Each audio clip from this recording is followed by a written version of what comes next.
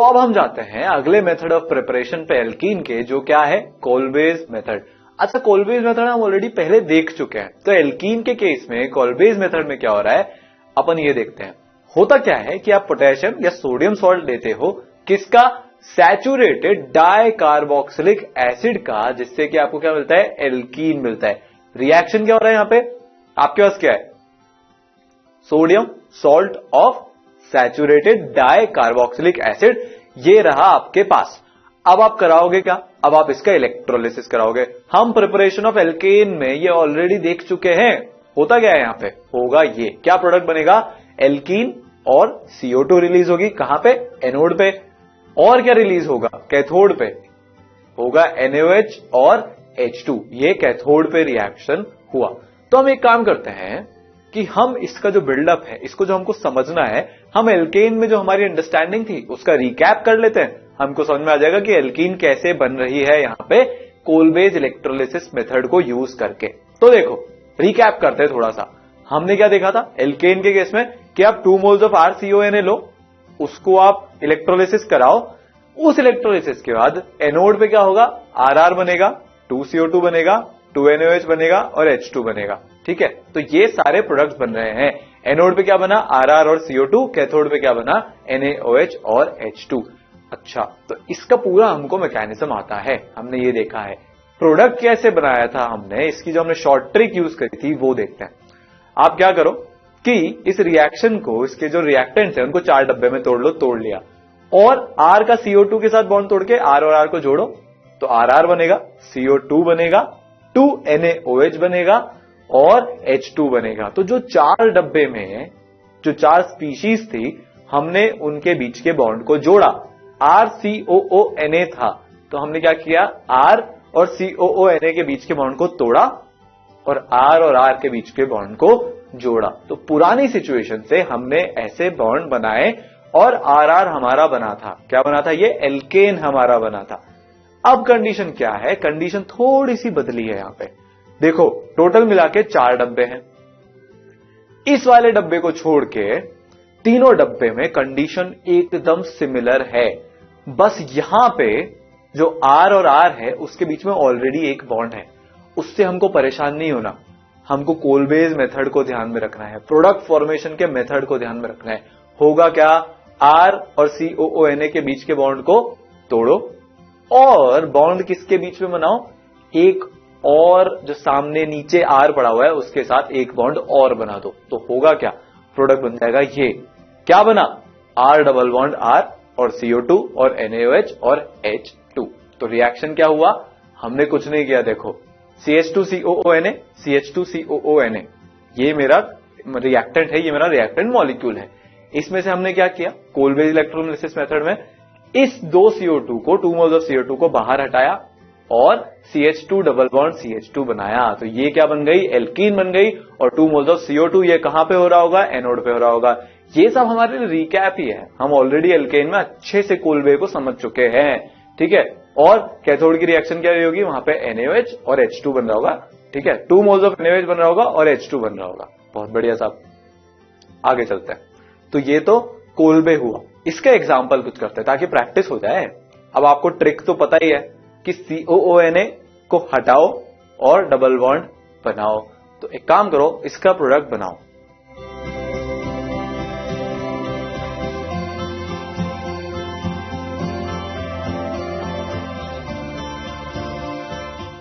हाँ तो भाई क्या बनेगा, COONA, दोनों COONA को हटाओ, CH और CH2, यहां पे जो है डबल बॉन्ड को जोड़ो, तो क्या बन जाएगा, CH3 CH double bond CH2, propene plus 2CO2, कहां पे, एनोड पे।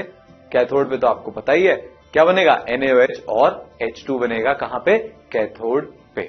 ठीक है भाई, बहुत बढ़िया, आगे चलते हैं। और क्या, ये वाला है, इसको भी आप सॉल्व कर लो।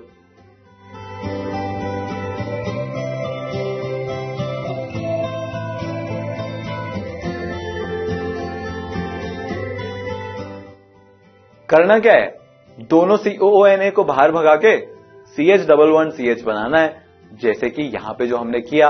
यहां पे कितने प्रोडक्ट बन रहे हैं, एक प्रोडक्ट बन रहा है ब्यूटुइन।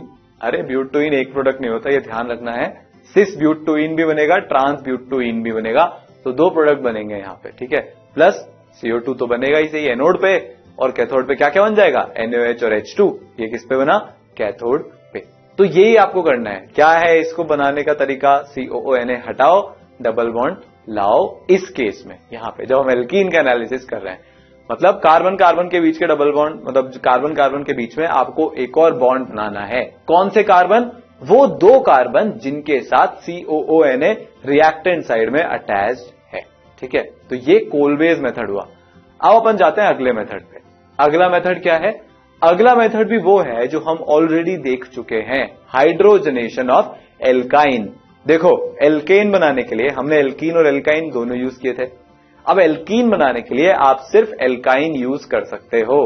क्यों, क्योंकि मैं एल्काइन में ट्रिपल बॉन्ड में H2 जोड़ूंगा तो डबल बॉन्ड में कन्वर्ट होगा, ठीक है। तो देखते हैं, ये किया मैंने, मान लो मैंने अपना वही कैटलिस्ट यूज किया और H2 यूज किया, H2PD। यहां पे जो प्रोडक्ट बनेगा वो प्रोडक्ट आपको एक्चुअली में नहीं चाहिए है। हमने क्या देखा था कि अगर हमने पैलेडियम या प्लैटिनम या राने निकल यूज किया और उसके ऊपर हाइड्रोजन को छोड़ दिया, हाइड्रोजन के साथ रिएक्शन करवा दी एल्कीन या एल्काइन की, तो पूरी अच्छी तरीके से यहां पे हाइड्रोजनेशन हो जाएगा और एल्केन एज अ प्रोडक्ट मिलेगा। हमने यहां पे किया क्या, हमने यहां पे एल्काइन लिया, कैटलिस्ट H2PD लिया, रिएक्टेंट क्या बन, रिएक्टेंट से प्रोडक्ट क्या बन गया, प्रोडक्ट बन गया एल्केन। हमको एल्केन बनाना है क्या, नहीं, हमको क्या बनाना है, एल्कीन। इसका मतलब हम चाहते क्या है, हम चाहते ये हैं कि हाइड्रोजनेशन सिर्फ एक बार हो, एक से ज्यादा बार ना हो। तो आप सोचो इसमें आप कर क्या सकते हो, आपको कुछ ऐसा जुगाड़ करना है, आपको कोई ऐसा तरीका निकालना है कि एल्काइन से एल्कीन तो बन जाए, पर एल्कीन बनने के बाद रिएक्शन वहीं खत्म हो जाए, ठीक है। तो अब दिमाग लगाते हैं अपन कि इसमें कर क्या सकते हैं। इसको करने का तरीका यह होता है कि आप कैटलिस्ट को पॉइजन कर दो। ये क्या मतलब हुआ, देखते हैं। तो इसका करने का तरीका क्या हुआ कि आप कैटालिटिक हाइड्रोजनेशन तो कराओ एल्काइन का, पर एक पॉइजन कैटलिस्ट की प्रेजेंस में कराओ। अब अपने को ये देखना है कि पॉइजन कैटलिस्ट में ऐसी क्या खास बात है।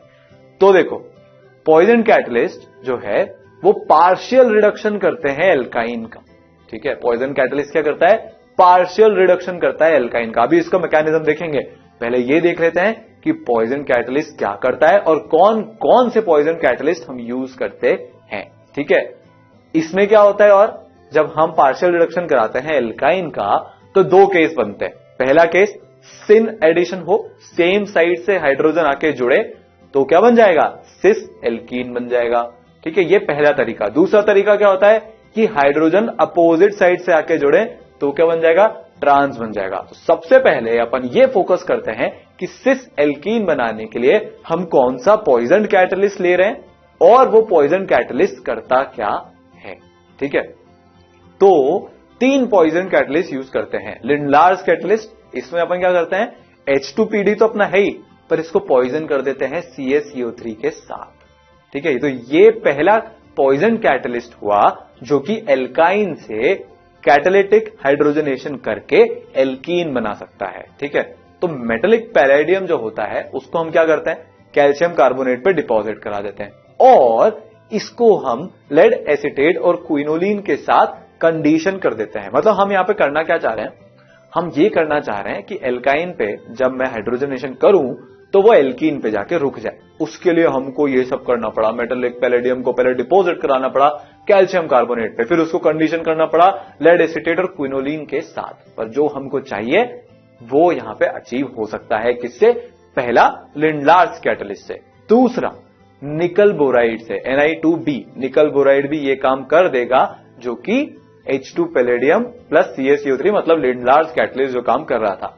तीसरा भी कैटलिस्ट होता है, वो क्या होता है, रोजनमंड रिएजेंट होता है। रोजनमंड रिएजेंट में आप क्या करते हो कि CaCO3 ना लेके BaSO4 लेते हो, बेरियम सल्फेट का यूज करते हो आप। तो कौन से 3 कैटलिस्ट हुए, लिंडलार्स, ठीक है, पहला, दूसरा निकल बोराइड और तीसरा रोजनमंड रिएजेंट। ये तीनों कैटलिस्ट बहुत इंपॉर्टेंट है। जहां पे भी अगर ये लिखा हुआ आ जाए, क्या लिखा हुआ आ जाए, ये लिखा हुआ आ जाए, क्या, अगर मेरे पास एल्काइन है और अगर मेरे पास ये तीनों रिएजेंट हैं, कौन कौन से? पहला लिंडलार्स, ये, दूसरा रोजनमंड, ये, और तीसरा निकल बोराइड, ये। अगर ये तीनों हैं तो फिर इसमें एल्केन नहीं बनेगा, रिएक्शन एल्कीन पे जाके ही स्टॉप हो जाएगी। और ये वाली भी जो एल्कीन बनी है, ये कौन सी एल्कीन बनेगी? सिस एल्कीन बनेगी। दो पॉसिबिलिटीज अराइज हो सकती हैं, या तो सिस बन जाए या ट्रांस बन जाए। पर लिंडलार्स में, निकल बोराइड में और रोजनमंड में कौन सी वाली एल्कीन बनेगी? सिस एल्कीन बनेगी। तो ये तो हमने प्रोडक्ट बनाना सीखा कि अगर लिंडलार्स या रोजनमंड या निकल बोराइड यूज करूंगा तो सिस एल्कीन बनेगी। पर ऐसा क्यों हो रहा है? क्या मैकेनिज्म है कि एल्केन तक रिएक्शन ना जाके एल्कीन पे रुक रही है? अब वो देखते हैं, स्टेप बाय स्टेप इसको समझने की कोशिश करते हैं। ठीक है, तो इसका मैकेनिज्म देखते हैं। स्टेप 1 देखते हैं। पहला स्टेप क्या बोलता है? पहला स्टेप तो वही है जो हमने एल्कीन से एल्केन बनाते टाइम देखा था। क्या है पहला स्टेप? कि जो रिएक्टेंट एल्काइन मॉलिक्यूल्स हैं और जो हाइड्रोजन मॉलिक्यूल हैं, स्टेप 1 क्या होगा? एडसॉर्प्शन होगा। मेटल के सरफेस पे एल्काइन और हाइड्रोजन दोनों के दोनों एडसॉर्ब हो जाएंगे। इसको क्या बोलते हैं? केमिकल एडसॉर्प्शन हो रहा है, इसलिए केमीजॉर्प्शन। तो सिचुएशन देखते हैं। मेटल का मेरा सरफेस, इस मेटल के सरफेस पे एल्काइन और H2 दोनों आके बैठ गए। कौन कौन आके बैठ गए? एल्काइन और H2 आके बैठ गए। मेटल का सरफेस क्या करेगा? एडसॉर्प्शन कर लेगा। तो करा दें एडसॉर्प्शन। ये हो गया मेरा एडसॉर्प्शन। यहां पे देखो, अब जो है H2 के बीच का जो बॉन्ड था टूट गया है। हाइड्रोजन मेटल पे एडसॉर्ब हो गया है, दूसरा हाइड्रोजन भी मेटल पे एडसॉर्ब हो गया है। ठीक है, ट्रिपल बॉन्ड भी टूट गया है। एक बॉन्ड मेटल के साथ एडसॉर्प्शन में चला गया। सिमिलरली दूसरे वाले H2 के साथ भी यही हुआ। तो अब सिचुएशन क्या है देखो। ठीक है, हमारे सारे के सारे रिएक्टेंट्स क्या हुए? मेटल पे एडसॉर्ब हो गए। ठीक है, तो ये तो मेरा स्टेप 1 खत्म हुआ। अगला स्टेप क्या होगा? अगला स्टेप ये होएगा कि अगले स्टेप में, स्टेप 2 में होता क्या है कि यहां पे देखो जो रिएक्टेंट्स हैं वो बहुत एक दूसरे के आसपास हैं। तो जो हाइड्रोजन एटम है और जो कार्बन है वो एक दूसरे के साथ बॉन्ड बनाना शुरू कर देंगे। तो जो दो हाइड्रोजन एटम हमारे कार्बन के पास में पड़े हुए हैं वो सेम साइड से जाके सिस प्रोडक्ट क्यों बन रहा था, उसका आपको यहां पे जवाब मिल रहा है। अभी हम इस बात के जवाब तक तो पहुंच गए हैं कि सिस प्रोडक्ट बन क्यों रहा है। क्योंकि मेटल सरफेस पे जो एडसॉर्प्शन हुआ वहां पे जो दोनों हाइड्रोजन जुड़ रहे हैं वो सेम साइड से आके जुड़ रहे हैं। इसलिए कौन सा प्रोडक्ट बन रहा है? सिस प्रोडक्ट बन रहा है। कौन सा एडिशन हो रहा है? सिन एडिशन हो रहा है। तो होगा क्या? होगा ये कि यहां पे जो मैंने सर्कल में बनाया है, जिसको मैंने आपको हाईलाइट किया है, वो क्या होगा? वो दोनों हाइड्रोजन कार्बन के साथ बॉन्ड बना लेंगे सेम साइड से एडिशन करके, तो प्रोडक्ट बन जाएगा सिस प्रोडक्ट। ये रहा आपके सामने सिस प्रोडक्ट। ठीक है, ये सिस है ना। अब देखो, तो आपको एक बात दिख रही है कि जो हमारा सिस प्रोडक्ट बना, अब वो तो मेटल के साथ जुड़ा हुआ ही नहीं है। तो होगा क्या? होगा स्टेप नंबर 3। स्टेप नंबर 3 क्या बोलता है कि जो प्रोडक्ट एल्कीन है अब वो तो उड़ जाएगा ना, मेटल ने अब उसको पकड़ ही नहीं रखा, बॉन्ड बना हुआ ही नहीं है, तो क्या होगा? उड़ गया। ठीक है, तो डिसॉर्प्शन हो जाएगा, तो ये उड़ जाएगा। तो स्टेप 3 क्या हुआ? डिसॉर्प्शन। पहला क्या था? एडसॉर्प्शन। दूसरा क्या था?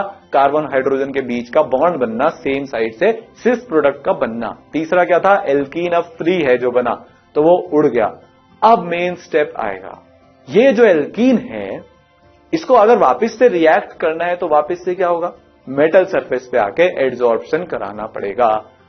पर यहीं पे जो हमने कैटलिस्ट को पॉइजन किया था, स्टेप 4 बन के हमारे सामने आएगा। और 4th स्टेप में होगा क्या?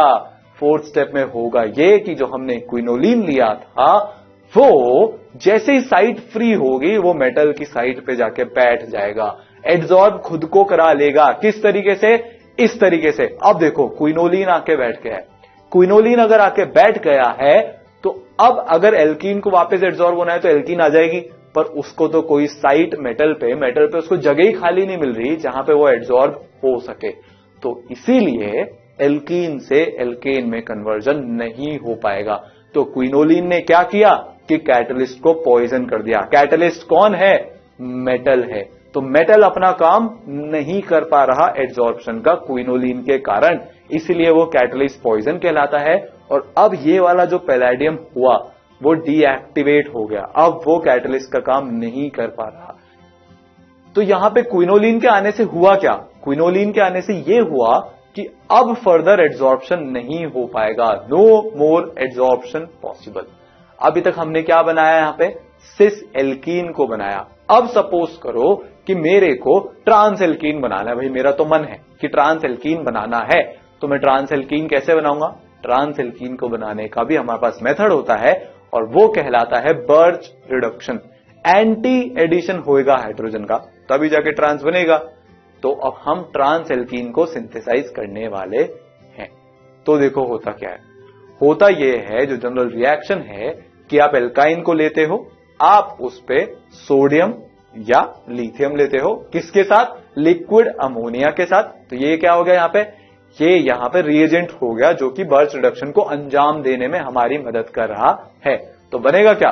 यहां पे ट्रांस प्रोडक्ट बना। कौन सा प्रोडक्ट बना? बहुत इंपॉर्टेंट है, ट्रांस प्रोडक्ट बना। सिस प्रोडक्ट हमने 3 कैटलिस्ट के साथ ऑलरेडी करा लिया, पर ट्रांस बनाना है तो सोडियम या लिथियम मेटल लेना पड़ेगा, किसके साथ? लिक्विड NH3 के साथ। तो क्या होगा? बर्च रिडक्शन होगा जो कि हमको ट्रांस एल्कीन देगा। तो देखो हमने ये तो सीख लिया कि बर्च रिडक्शन करा के ट्रांस एल्कीन बना सकते हैं, पर ये पॉसिबल कैसे हो रहा है? बर्च रिडक्शन में ऐसा क्या है कि सिस की जगह ट्रांस एल्कीन बन रही है? तो चलो इसको समझते हैं।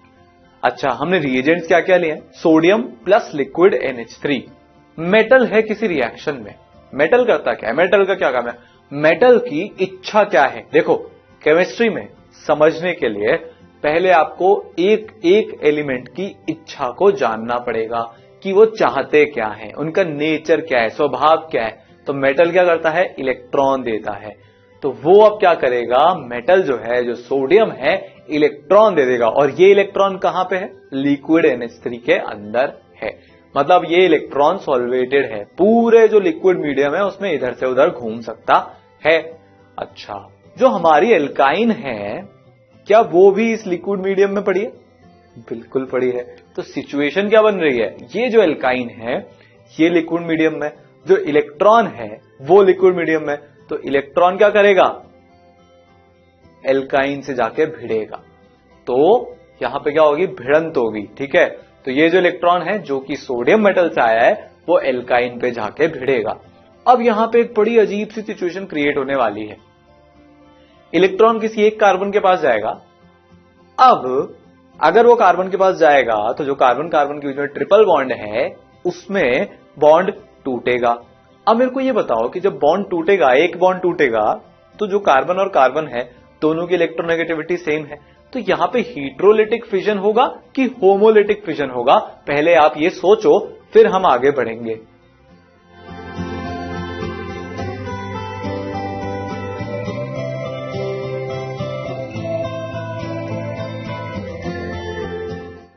तो सोच लिया, दोनों जब सेम इलेक्ट्रोनेगेटिविटी वाले होते हैं तो होमोलिटिक फिजन होता है। तो जब ये इलेक्ट्रॉन जाके अटैक करेगा एक कार्बन पे तो क्या होने वाला है? होमोलिटिक फिजन होने वाला है। मतलब दोनों कार्बन के पास एक एक इलेक्ट्रॉन जाएगा। ठीक है, ये सिचुएशन समझ में आई। तो प्रोडक्ट क्या बनेगा? जब हमने इलेक्ट्रॉन को एल्काइन से भिड़ाया तो प्रोडक्ट बनेगा ये। यहां पे क्या हो रहा है? कार्बन आयन भी बन गया और कार्बन फ्री रेडिकल भी बन गया। कैसे बन गया? देखो, जब होमोलिटिक क्लीवेज हुआ दोनों कार्बन के पास कितने कितने इलेक्ट्रॉन आए? एक एक इलेक्ट्रॉन आया। फिश हुक एरो बनाया हमने, वो क्या इंडिकेट करता है कि एक इलेक्ट्रॉन दाएं एक इलेक्ट्रॉन बाएं। ठीक है, तो एक तरफ एक इलेक्ट्रॉन, दूसरी तरफ दूसरा इलेक्ट्रॉन, तो अभी एक एक इलेक्ट्रॉन है। अब मीडियम में एक इलेक्ट्रॉन पड़ा था, वो किसी भी एक कार्बन के पास चला गया, तो उस कार्बन के पास कितने इलेक्ट्रॉन हो गए? 2 इलेक्ट्रॉन। इसका मतलब क्या हो गया? Minus charge. इसका मतलब कार्बन आयन। तो कार्बन आयन भी बन गया, कार्बन फ्री रेडिकल भी बन गया। अच्छा, इलेक्ट्रॉन कौन से मीडियम में सॉल्वेटेड था? इलेक्ट्रॉन मीडियम में जो NH3 था, लिक्विड NH3, उसमें पड़ा हुआ था। तो देखो अब सिचुएशन को समझने की कोशिश करते हैं। बर्च रिडक्शन की खास बात क्या है? बर्च रिडक्शन की खास बात यह है कि ये ट्रांस एल्कीन बनाता है, और जो प्रोडक्ट बना अभी जब इलेक्ट्रॉन एल्काइन से टकराया वहां पे आपको क्या दिख रहा है कि वो भी ट्रांस बना। ऐसा कैसे हो गया, ऐसा क्यों हो रहा है, समझने की कोशिश करते हैं। इमेजिन करो कि ये प्रोडक्ट सिस होता, अगर ये प्रोडक्ट सिस होता तो आर और आर ग्रुप सेम साइड हो जाते और इलेक्ट्रॉन्स भी एक ही तरफ इकट्ठा हो जाते हैं। फ्री रेडिकल का एक इलेक्ट्रॉन माइनस चार्ज के 2 इलेक्ट्रॉन, तो 3 इलेक्ट्रॉन आजू बाजू में पड़े हुए हैं। रिपल्शन लगेगा ना, बहुत गंदा रिपल्शन लगेगा, तो अनस्टेबिलिटी आएगी। इसीलिए जब भी इलेक्ट्रॉन जाके एल्काइन से टकराएगा, कार्बन आयन बनेगा, फ्री रेडिकल बनेगा, तो इलेक्ट्रॉन एक दूसरे से मैक्सिमम दूरी पे रहना पसंद करेंगे। दोनों आर ग्रुप एक दूसरे से मैक्सिमम दूरी पे रहना पसंद करेंगे। ऐसा कब होगा, जब जो हमारा प्रोडक्ट बन रहा है वो ट्रांस बने। इसीलिए यहां पे जब इलेक्ट्रॉन एल्काइन पे जाके भिड़ा और कार्बन आयन और फ्री रेडिकल बने, तो इलेक्ट्रॉन इलेक्ट्रॉन रिपल्शन के कारण दोनों आर ग्रुप एक दूसरे से ट्रांस पोजीशन पे अलाइन होते हैं। ठीक है, क्या होते हैं, दोनों आर ग्रुप ट्रांस पोजीशन पे अलाइन होते हैं। बात समझ में आई? तो यहां पे आपको समझ में आया कि ट्रांस बन क्यों रहा है, क्योंकि यहां पर रिपल्शन का फैक्टर लग रहा है। अब क्या होगा, अब आगे बहुत सिंपल है। कार्बन आयन है, मीडियम कौन सा है, लिक्विड NH3। लिक्विड NH3 मतलब ये, मतलब एक एसिडिक H अवेलेबल है, तो कार्बन आयन क्या करेगा, जाके उस H को खा जाएगा। तो क्या होगा, ये मतलब H को एब्स्ट्रैक्ट कर लिया कार्बन आयन ने, तो प्रोडक्ट क्या बनेगा, उस कार्बन आयन ने H+ खाया तो C और H के बीच में बॉन्ड बन जाएगा और NH2- बन जाएगा। ठीक है, तो NH2- को अभी अपन थोड़ी देर के लिए साइड में रखते हैं, पहले एल्कीन बनाते हैं, फिर NH2- का क्या हुआ ये बताता हूं। ठीक है, अब सिचुएशन क्या है, अब हम पहुंच चुके हैं, हमारे पास एक फ्री रेडिकल बाकी है। अब ये जब एक फ्री रेडिकल है, उसने जस्ट अपने साइड में ये देखा कि यार जैसे ही मैं कार्बन आयन बनूंगा, उसने अपने साइड में क्या देखा कि मेरे साइड में जो कार्बन आयन था उसने एक NH3 का हाइड्रोजन खा लिया और वो स्टेबल हो गया। अब फ्री रेडिकल को भी स्टेबल होना है, वो कौन सी मीडियम में पड़ा है, लिक्विड NH3 में। क्या उसमें और सॉल्वेटेड इलेक्ट्रॉन्स होंगे जो दूसरे सोडियम मेटल से आए हुए होंगे? बिल्कुल होंगे। तो ये वाला जो फ्री रेडिकल है, ये अपने आसपास घूमते हुए एक इलेक्ट्रॉन से बोलेगा कि प्लीज प्लीज आ जाना, अपन माइनस चार्ज बन जाएंगे। फिर मैं क्या करूंगा, NH3 से एक H+ ले आऊंगा, मस्त स्टेबल हो जाएंगे, एल्कीन बन जाएगी। तो अब क्या स्टेप होने वाला है, ये इलेक्ट्रॉन फ्री रेडिकल के पास जाएगा, माइनस चार्ज बनाएगा। अब इस माइनस चार्ज को ऑलरेडी पता है अपने बाजू वाले कार्बन से कि जब मैं माइनस बनूंगा तो मेरे पास ऑप्शन क्या है, लिक्विड NH3 पड़ा होगा, तो NH3 का मैं हाइड्रोजन एब्स्ट्रैक्ट कर लूंगा, H+ ले लूंगा और एल्कीन बन जाऊंगा। अब देखो, मैंने आपसे बोला था कि जो NH2- बनेगा उसकी बात अपन थोड़ी देर में कर रहे हैं। जो इलेक्ट्रॉन था जो कि हमने फ्री रेडिकल को दिया, या शुरू में जिस इलेक्ट्रॉन ने अटैक किया, वो आया कहां से था, सोडियम से आया था। सोडियम क्या बन के बैठा हुआ है, Na+, NH2- Na+, negative charge positive charge. ये तो बड़ी ही फेवरेबल सिचुएशन है, तो यहां पे क्या बन जाएगा, NaNH2 बन जाएगा। तो NH2- भी खुश और एल्कीन बनने के बाद सब सिस्टम भी खुश। एक्सट्रैक्ट हुआ H+ NH2- बना, उसका ध्यान रखने के लिए Na+ है और हमारी ट्रांस एल्कीन रेडी है। और क्या रेडी है, NaNH2 भी रेडी है। ठीक है, और ये जो ट्रांस एल्कीन बनी है ये ऑलमोस्ट 100% ट्रांस फॉर्म में ही बनती है। इतना इफेक्टिव तरीका है ये ट्रांस एल्कीन बनाने का। तो बर्च रिडक्शन से क्या होता है, ट्रांस एल्कीन बनती है। समझ में आया मैकेनिज्म? चलो तो समराइज कर लेते हैं। देखो, मेरे पास कोई भी एल्काइन है, इसको मेरे को एल्कीन में कन्वर्ट करने के 4 तरीके हैं। ठीक है, पहला तरीका मैं लिंडलार्स यूज कर सकता हूं, कर लिया मैंने। दूसरा तरीका मैं रोजनबर्ग यूज कर सकता हूं, वो भी कर सकते हैं। निकल बोराइड यूज कर सकता हूं और बर्च रिडक्शन यूज कर सकता हूं। तो इन चारों के जो प्रोडक्ट हैं वो आपको पता है, तो एक काम करो, चारों के प्रोडक्ट को बनाओ।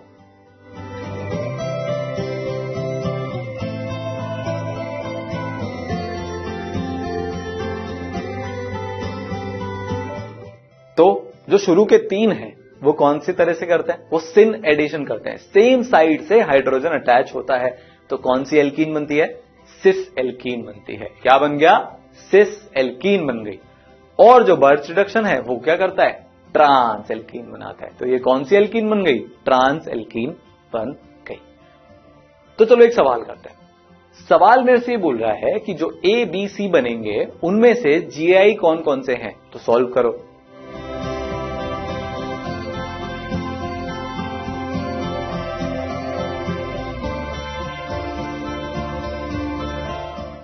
तो देखो जो ए बनेगा वो सिस एल्कीन बनेगा। क्यों? क्योंकि रोजनबर्ग रिएजेंट है। जो पैलेडियम बनेगा वो तो एल्केन बन रहा है, ठीक है, पैलेडियम H2। यहां पे कोई पॉइजन कैटलिस्ट नहीं है। अगर पॉइजन कैटलिस्ट नहीं है तो एल्काइन को एल्केन बनने से रोकने वाला कोई नहीं है। तो बी क्या बन जाएगा? एल्केन। सी वाला जो है बर्च रिडक्शन हो रहा है, लिक्विड NH3। तो ये कौन सा रिडक्शन है? Birch reduction. अगर बर्च रिडक्शन हो रहा है तो क्या होगा? ट्रांस बनेगा। तो ए और सी एक दूसरे के क्या हो गए? ज्योमेट्रिकल आइसोमर हो गए, क्योंकि सिस और ट्रांस बन रहा है। ठीक है, तो ये सिंपल है। आंसर क्या हो गया? 2। अपन चलते हैं अगले मेथड पे। अगला मेथड क्या है? D halogenation. ये आपको बड़ा देखा देखा लगने वाला है। क्यों? क्योंकि जैसे मैं आपको ये यहां पे रिएक्टेंट दूंगा, जैसे दिया मैंने, आपको समझ में आ गया। अल्फा पोजीशन पे हेलोजन, बीटा पोजीशन पे हेलोजन। अच्छा, मेरे को बनाना क्या है? एल्कीन। तो एल्कीन बनाने के लिए मैं यहां पे कौन सा रिएजेंट यूज करने वाला हूं? सोचो जरा। जो रिएजेंट यूज होने वाला है वो है जिंक डस्ट। मतलब इसका एक मतलब जिंक डस्ट का मतलब हो गया कि पाउडर्ड फॉर्म में है जिंक। ठीक है, अब यहां पे देखो, सबसे पहले हम प्रोडक्ट बनाना सीखते हैं। तो अल्फा पे हेलोजन, बीटा पे हेलोजन, तो तोड़ो जोड़ो, वो वाली फील आ रही है ना यहां पे। हाँ, ये एल्कीन में इतनी बार फील आती है, और कहां देखा है हमने? एसिडिक डिहाइड्रेशन ऑफ एल्कोहल, है ना, वहां भी हमने देखा है, और भी जगह पे देखा है। तो यहां पे होगा क्या?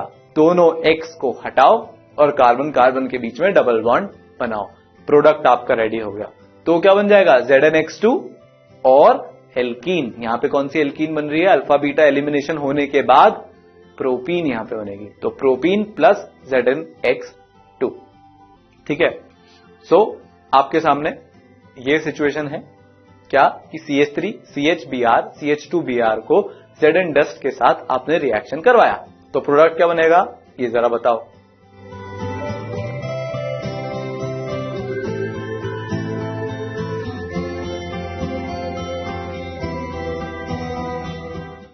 तो यहां पे आपको क्या करना है? वो जो दो कार्बन जिनके साथ ब्रोमीन जुड़ा हुआ है, उन दोनों के ब्रोमीन वाले बॉन्ड को तोड़ के दोनों कार्बन के बीच में एक डबल बॉन्ड एस्टैब्लिश करना है। तो बनेगा क्या? प्रोपीन बनेगा। ये तो तरीका हुआ प्रोडक्ट बनाने का। अब एक काम करते हैं, इसका मैकेनिज्म देखते हैं। ठीक है, अब मैकेनिज्म की शुरुआत करते हैं। यहां पे मैंने 2 इलेक्ट्रॉन्स लिख रखे हैं। अब तक तो आपको समझ में आ जाना चाहिए कि जब भी मैंने मेटल लिया है तो वो क्या करेगा? इलेक्ट्रॉन देने का काम करेगा। तो जो मेरी ये सिचुएशन है, यहां पे क्या हो रहा है? मेरे पास डाई हलो कंपाउंड है, ठीक है, और मेरे पास 2 इलेक्ट्रॉन है। अच्छा, इलेक्ट्रॉन को कहां जाना पसंद है? जरा ये सोचो। वापस से हम वही करेंगे, कंपाउंड की और इलेक्ट्रॉन की साइकोलॉजी को समझने की कोशिश करेंगे कि वो क्या चाह रहे हैं। इलेक्ट्रॉन को कौन पसंद है? Positive charge. क्या जो हमारा रिएक्टेंट है उसमें कहीं पे पॉजिटिव चार्ज है? बिल्कुल है। कार्बन हेलोजन के साथ जुड़ा हुआ है, ज्यादा इलेक्ट्रोनेगेटिव हेलोजन होता है, तो वो क्या करेगा? इंडक्टिव इफेक्ट लगाएगा। इंडक्टिव इफेक्ट लगा के क्या करेगा? डेल्टा माइनस बना लेगा। तो कार्बन पे क्या आ जाएगा? Partial positive charge. तो ये जो 2 इलेक्ट्रॉन हैं ये कार्बन पे जाके अटैक कर देंगे। अब सिचुएशन समझो, ब्रोमीन है, उसको इलेक्ट्रॉन लेके जाना है। उसको जैसे ही दिखेगा कि कार्बन की तरफ 2 इलेक्ट्रॉन आ रहे हैं उड़ते उड़ते, तो वो ब्रोमीन कार्बन से पता है क्या बातें करेगा कि यार कार्बन, तेरे पास 2 इलेक्ट्रॉन आ रहे हैं ना, तो देख मेरे को भी माइनस बनना है, तेरे पास तो इलेक्ट्रॉन आ ही रहे। तो जो हमारे बॉन्ड के इलेक्ट्रॉन हैं उनको एक काम कर कि तू मेरे को दे दे। तो कार्बन बोलेगा खुशी खुशी ले जाओ भैया, हमारे पास तो इलेक्ट्रॉन आ ही रहे। तो होगा क्या कि ब्रोमीन को बाहर निकाल दिया जाएगा ब्रोमीन माइनस की फॉर्म में, और बन जाएगा एक कार्ब एनायन। तो ये तो हमारा स्टेप 1 हुआ। अब Br माइनस को भूल जाते हैं। Br माइनस का ध्यान रखने के लिए ऑलरेडी जिंक 2 इलेक्ट्रॉन लूज करके बैठा हुआ है। अब हम बात करते हैं हमारे बचे हुए रिएक्टेंट की। मतलब रिएक्टेंट ने एक बार रिएक्शन कर लिया, कार्बन आयन बना लिया। अब इस कार्बन आयन के पास स्टेबल होने के लिए क्या ऑप्शन है ये देखो। तो इस कंपाउंड में आपस में क्या बातें चल रही है अपन ये देखते हैं। तो जो ब्रोमीन है उसको क्या दिख रहा है? कि यार पास वाले कार्बन पे एक माइनस चार्ज है। अब एक कंपाउंड, उसके अंदर हेलोजन और उसी के अंदर कार्बन पे माइनस चार्ज, बहुत नाइंसाफी है ये। इससे बड़ी नाइंसाफी तो हो ही नहीं सकती। तो वो ब्रोमीन पता है कार्बन से क्या बोलेगा, देख भाई कार्बन, माइनस चार्ज तेरे पे ज्यादा स्टेबल कि मेरे पे ज्यादा स्टेबल। कार्बन खुशी खुशी बोलेगा अरे भाई साहब आप पे ज्यादा स्टेबल है, लेके जाओ इस माइनस चार्ज को। तो होगा क्या कि ये माइनस चार्ज इधर से इधर शिफ्ट, और ब्रोमीन कार्बन ब्रोमीन बॉन्ड के दोनों इलेक्ट्रॉन लेके बाहर। तो क्या बन जाएगा कार्बन कार्बन के बीच में, डबल बॉन्ड। और क्या बन गया, 2Br माइनस। 2Br माइनस का ध्यान रखने के लिए Zn2+ है। तो फाइनल प्रोडक्ट्स क्या बन जाएंगे, फाइनल प्रोडक्ट बन जाएंगे प्रोपीन प्लस ZnBr2। तो ये इसका मैकेनिज्म हुआ। तो अगर आप कंपाउंड में अंदर क्या बातें चल रही है इसको समझ पाए तो समझो कि आपका रिएक्शन आपको कराना आ गया। इंपॉर्टेंट बात क्या है कि मेटल इलेक्ट्रॉन देता है। तो कुछ एग्जांपल करते हैं। ये एग्जांपल है, इसका आपको प्रोडक्ट बनाना है, करो।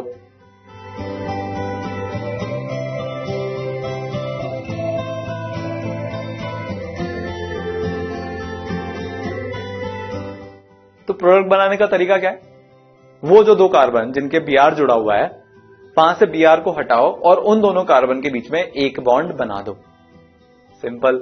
तो क्या हुआ, दोनों Br हटे और उन दो कार्बन जिसपे Br लगा हुआ था वहां पे हमने बॉन्ड बना दिया। प्रोडक्ट बनाने का तरीका बहुत सिंपल आ गया भाई। एक एग्जांपल और करते हैं। ये सिचुएशन है, जिंक डस्ट आपने फिर से लिया है, प्रोडक्ट बनाओ।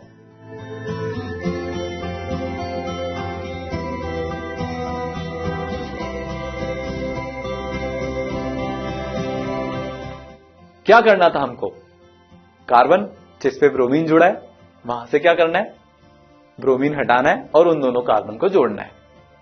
ठीक है, सही है? अरे गलत है एकदम। अगर इतना ही आसान होता तो मैं आपको मैकेनिज्म बताता ही नहीं। मैकेनिज्म में क्या हुआ था, कार्ब एनायन बना था। ठीक है, तो अब देखते हैं कि एक्चुअल में हो क्या रहा होगा। ये तरीका गलत है और जो एक्चुअल प्रोडक्ट बनेगा आप में से कुछ लोगों को समझ में भी आ गया होगा कि यहां पे कुछ फिशी फिशी चल रहा है, कुछ गड़बड़ चल रही है। क्यों, क्योंकि जब भी साइक्लोहेक्सेन की रिंग में डबल बॉन्ड टाइप का दिख जाए तो एक बार तो बेंजीन रिंग की पॉसिबिलिटी को सोच ही लेना। यहां पे जो एक्चुअल प्रोडक्ट है वो है बेंजीन रिंग। अब ये बेंजीन रिंग कैसे बनी, मैकेनिज्म को ध्यान में हम रखेंगे। Br इलेक्ट्रॉन आए, कार्बन पे अटैक किया, ब्रोमीन बाहर, बना क्या, माइनस चार्ज। अब ये माइनस चार्ज के पास दो ऑप्शन है, या तो रेजोनेंस कर ले जो बाजू वाला डबल बॉन्ड है उसके साथ, या फिर सामने वाले कार्बन पे जिसपे की ब्रोमीन है उस पे अटैक करके क्या करे, जो हमारा गलत वाला कंपाउंड है वो बना ले। तो वो ऐसा नहीं करेगा। क्यों, क्योंकि उसको अब पॉसिबिलिटी पता है कि मैं एरोमेटिक हो सकता हूं। तो वो क्या करेगा, वो रेजोनेंस करेगा, कॉन्जुगेशन का फायदा उठाएगा। तो वो इलेक्ट्रॉन्स को शिफ्ट करेगा, डबल बॉन्ड के इलेक्ट्रॉन्स अगले वाले कार्बन पे शिफ्ट। और अब क्या हुआ कि ब्रोमीन जिस कार्बन पे लगा हुआ है उसके पास वाले कार्बन पे माइनस चार्ज आ गया, ब्रोमीन के पास वाले कार्बन पे माइनस चार्ज। वापस से बहुत नाइंसाफी है। कार्बन का माइनस चार्ज कहां जाएगा, ब्रोमीन पे जाएगा। तो बनेगा क्या, डबल बॉन्ड। तो प्रोडक्ट क्या बनेगा, ये प्रोडक्ट बनेगा। ब्रोमीन बाहर निकला और प्रोडक्ट क्या बन गया, बेंजीन रिंग। बहुत बढ़िया कंडीशन हो गई, स्टेबिलिटी आ गई। ठीक है, तो अगला जो मेथड है प्रिपरेशन ऑफ एल्कीन का, वो बहुत स्पेशल क्लास ऑफ रिएजेंट को यूज करता है और जो रिएक्शन है वो कहलाता है विटिग रिएक्शन। विटिग के ऑनर में नाम रखा गया रिएक्शन का, विटिग रिएक्शन। अच्छा, विटिग रिएक्शन में क्या स्पेशल है, स्पेशल ये है कि यहां पे एक special class of compound use हो रहे हैं जिनको हम क्या बोलते हैं, जिनको हम बोलते हैं फॉस्फोरस इलाइड्स या फिर विटिग रिएजेंट्स। ठीक है, तो यहां पे हो क्या रहा है ये देखते हैं। देखो हमारे पास एक कीटोन है, एल्डिहाइड या कीटोन को ही तो वो कन्वर्ट कर रहे थे। तो हमारे पास क्या है, एक कीटोन है। ठीक है, और हमारे पास क्या है, फॉस्फोरस इलाइड है। ये कंपाउंड फॉस्फोरस इलाइड कहलाता है। PPH3, पीएच क्या है, वही हमारा पुराना दोस्त फिनाइल, डबल बॉन्ड R2C। तो कार्बन और फॉस्फोरस के बीच में डबल बॉन्ड है यहां पे। ठीक है, कार्बन और फॉस्फोरस के बीच में डबल बॉन्ड है। और बहुत बढ़िया, कार्बन ऑक्सीजन के बीच में बहुत डबल बॉन्ड है। ये भी हमारा खेल पुराना ही है, तोड़ो जोड़ो। तोड़ोगे किस किस को? कार्बन और ऑक्सीजन के डबल बॉन्ड को और कार्बन और फास्फोरस के डबल बॉन्ड को। जोड़ोगे किस किस को? कार्बन और कार्बन बॉन्ड को डबल बॉन्ड के धागे से, फास्फोरस और ऑक्सीजन को डबल बॉन्ड के धागे से। तो होगा क्या? ये होगा। तोड़ो किसको? तोड़ो फास्फोरस और ऑक्सीजन दोनों को तोड़ लो कार्बन से। जोड़ो किसको? कार्बन और कार्बन को डबल बॉन्ड से जोड़ो। तो जो इनको हमने तोड़ा था उनकी भी वैलेंसी सेटिस्फाई करने के लिए जोड़ना तो पड़ेगा। तो बनेगा क्या? Double bond OPPH3। तो ये तो प्रोडक्ट बनाने का रास्ता हुआ। अब आपके दिमाग में आ रहा होगा कि ये हो क्यों रहा है? ये सिर्फ एक चीज के कारण हो रहा है, और वो एक चीज क्या है? वो एक चीज ये है कि जो PPH3 है उसका जो ऑक्सीजन से प्यार है वो कार्बन के ऑक्सीजन के प्यार के ज्यादा है। मतलब जो PPH3 की ऑक्सीजन अफिनिटी है वो कार्बन की ऑक्सीजन अफिनिटी से ज्यादा है। बस तो फास्फोरस मतलब PPH3 क्या करेगा? ऑक्सीजन को छीन के ले आएगा। क्यों? क्योंकि वो ऑक्सीजन को अपने पास ज्यादा ढंग से रख सकता है। तो हो क्या रहा होगा? मैकेनिज्म देखेंगे अब हम। ठीक है, तो जो ट्राइफिनाइल ग्रुप है विटेग रिएजेंट का, उसकी स्ट्रॉन्ग टेंडेंसी है, स्ट्रॉन्ग अफिनिटी है ऑक्सीजन एटम के लिए, तो वो ऑक्सीजन एटम को पुल कर लेता है एल्डिहाइड या कीटोन से। और रास्ता क्या है? ट्रांजिशन साइक्लिक स्टेट बना के। साइक्लिक स्टेट मतलब जो ट्रांजिशन स्टेट है उसमें क्या है? एक साइक्लिक पार्ट होगा, तो इससे क्या बनेगा? एल्कीन बनेगा। तो देख लें, बिल्कुल देखते हैं। भैया हमारे पास क्या है? यहाँ पे कीटोन है, ठीक है, या एल्डिहाइड है। RH भी हो सकता है, मतलब R कुछ भी, कोई सा भी ग्रुप हो सकता है। अब देखो, कार्बन पे क्या होगा? Delta positive. ऑक्सीजन पे क्या होगा? Delta negative. अब हुआ क्या कि खरबूजे को देख के खरबूजे ने रंग बदला। खरबूजे कहां से आ गए? बताता हूं। कार्बन पे डेल्टा पॉजिटिव है, ऑक्सीजन पे डेल्टा नेगेटिव है, ठीक है, ये हमने एक्सेप्ट किया, बिल्कुल किया। अब हुआ क्या कि कार्बन और फास्फोरस विटेग रिएजेंट में इन दोनों के बीच में डबल बॉन्ड था, पर कार्बन के डेल्टा पॉजिटिव को देख के कार्बन और फास्फोरस के बीच का जो डबल बॉन्ड है वो भी पोलराइज हो जाएगा। और होगा क्या? ये बनेगा। कार्बन पे माइनस और फास्फोरस पे प्लस क्यों आया? क्योंकि यहां पे कार्बन फास्फोरस से ज्यादा इलेक्ट्रोनेगेटिव है, तो जो ज्यादा इलेक्ट्रोनेगेटिव वो इलेक्ट्रॉन अपनी तरफ खींचेगा। कार्बन को मौका मिल गया इलेक्ट्रॉन अपनी तरफ खींचने का फाइनली, ठीक है, तो फास्फोरस से ज्यादा इलेक्ट्रोनेगेटिव है। अब सिचुएशन बहुत बढ़िया है, कार्बन पे डेल्टा पॉजिटिव और नीचे कार्बन पे माइनस चार्ज। तो यहां पे बहुत ही मस्त सा प्यारा सा खेल चल रहा है।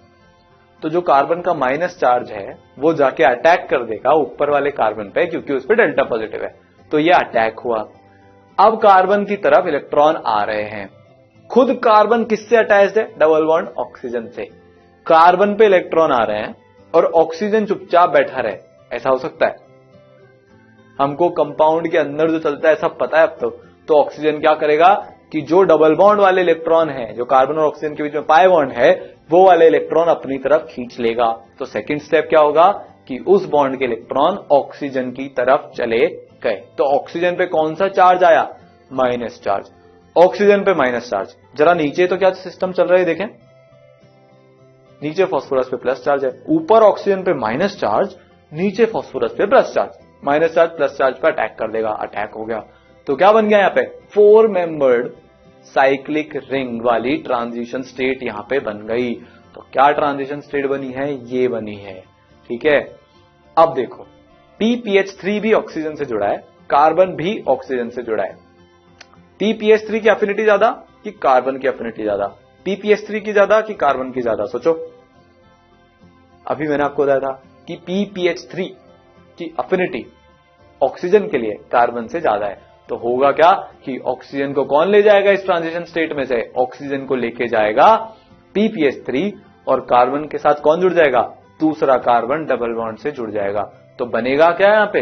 जो हम ऑलरेडी प्रोडक्ट्स देख चुके हैं, एल्कीन बनेगा और PH3P डबल बॉन्ड O बनेगा। तो एक एग्जांपल कर लें इसका ताकि हमारा पक्का हो जाएगा। एग्जांपल है ये एसीटोन, ठीक है, उसके साथ आपने क्या जोड़ा? ये वाला विटेग रिएजेंट जोड़ा। तो आपको यहां पे क्या बनाना है? प्रोडक्ट बनाना है। बनाओ।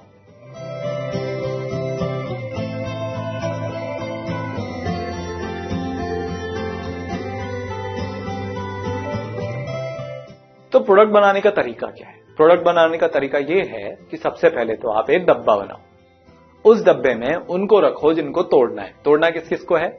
पी को और डबल बॉन्ड ओ को, ठीक है। अब एक काम करो, सेकंड स्टेप में इस डब्बे को अलग कर लो, हो गया अलग, ठीक है। अब क्या करना है कि दोनों कार्बन को जोड़ना है आपस में डबल बॉन्ड से, तो दोनों कार्बन को आपस में डबल बॉन्ड से जोड़ो, जोड़ दिया, ठीक है।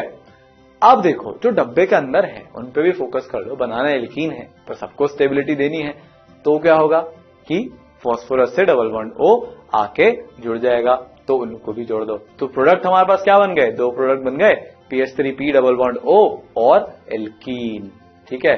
बस सिंपल है, तोड़ो जोड़ो खुश रहो।